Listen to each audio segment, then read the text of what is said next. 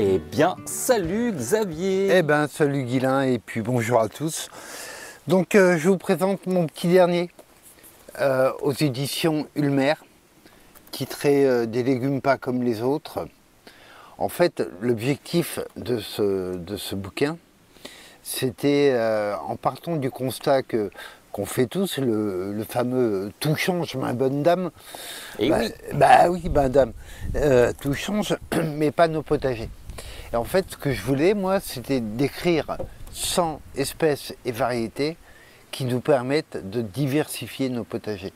Et qu'on ne peut pas se dire que on est en plein bouleversement climatique et conserver toujours strictement, rigoureusement les mêmes espèces et variétés.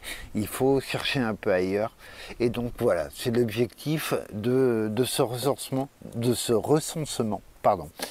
que j'ai fait dans ce livre. donc là il y a 100 espèces, c'est ça? Oui, c'est ça. Alors, toutes apparaissent, hop, je vais retourner, hop là, sous forme de fiches détaillées Voilà, une variété ou espèce par fiche. par Voilà. fiche, avec toutes les indications de culture. Voilà, c'est ça. Et même aussi des petites indications gustatives. Ah ouais, sur la cuisine, c'est pas mal ça, Ouais. parce que souvent ça manque. Ouais. Alors c'est tout simple, hein, c'est vraiment des indications que je mets, mais vous voyez, il y a plein de légumes. Le haricot kilomètre à rame, qui est excellent quand il fait très chaud. Ah oui. Voilà, lui se plaît très bien avec la chaleur. Le haricot d'Espagne, boum. Le haricot d'Espagne aussi, mais si on ouvre sur une autre page, tiens, encore une adaptée à la chaleur, les slaouis. Ah oui, les slaouis, oui. Et donc ce qu'on consomme comme des courgettes essentiellement au Maroc et qui sont en fait des gourdes, des Lagenaria siceraria. Qu'on mange jeune. Ouais, et gros avantage, ça il peut faire chaud, hein. Il n'y a pas de problème. Ça pousse, ça donne, c'est très bon en plus. Et dans les tagines ou les couscous marocains, c'est pas des courgettes comme nous on cultive qui sont mises, mais c'est des slaouis, c'est des lagenaria en fait. Ouais, donc il y a vraiment cette idée de pouvoir trouver des choses adaptées à nos potagers, là maintenant avec les grosses chaleurs, et de commencer à y réfléchir. En tout cas, ça donne des pistes. Voilà, c'est ça, et c'est se dire que là, cette année, on a connu une vague de chaleur super importante. L'an dernier, non. Mais l'année d'avant, oui. L'année d'encore avant, oui encore. Donc, voilà comment on réagit par rapport à tout ça. Moi, j'aime bien l'idée, en plus de ça, de se tourner vers d'autres cultures. Arrêter d'imaginer que cette espèce d'occidentalisme autocentré et de croire que on a les variétés qui sont adaptées, etc. Non, j'aime bien l'idée d'aller chercher au Maroc, par exemple. Mais ce qu'on a toujours fait, d'une certaine façon, qu'on a ramené les tomates. Voilà, elles étaient on pas là, les allait tomates chercher avant. ailleurs à un moment. Et moi, j'aime bien cette idée d'aller chercher ailleurs, dans d'autres cultures. Ça nous rend un peu plus humbles aussi, parce que il faut qu'on demande à l'autre comment il cultive, comment il multiplie, etc., etc. Oui, ça c'est un truc que j'ai pas dit, mais qui me semble important. Dans les fiches, vous avez toujours comment la multiplier.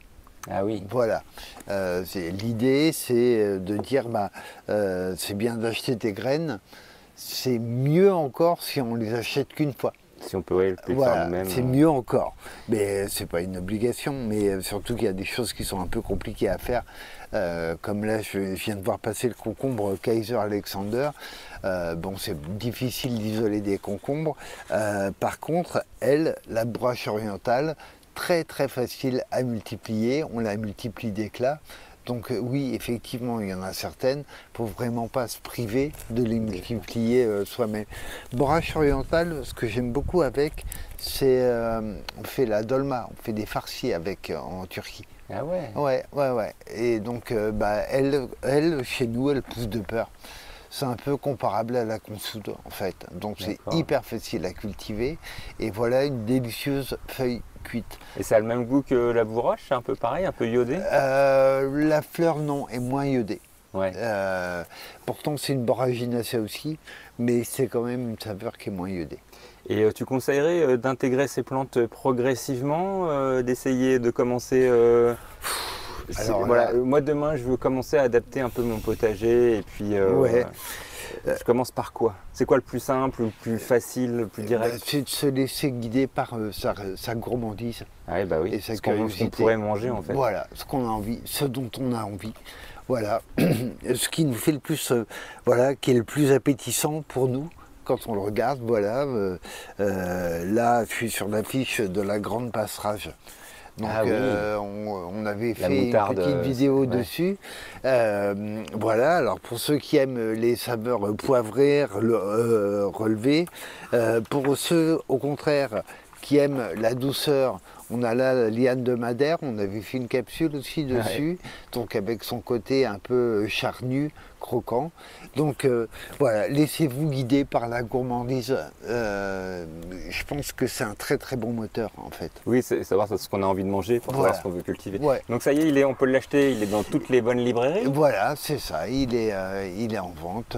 Je pense que sur le site, je ne sais pas si sur le site d'Ulmer on peut le commander, mais sinon voilà, il est en vente partout. Partout. Et voilà. Et bah merci Xavier, et puis on va. Merci de me l'avoir offert. Et bah ouais. Je vais lire ça avec beaucoup de plaisir, et puis à très bientôt. À bientôt.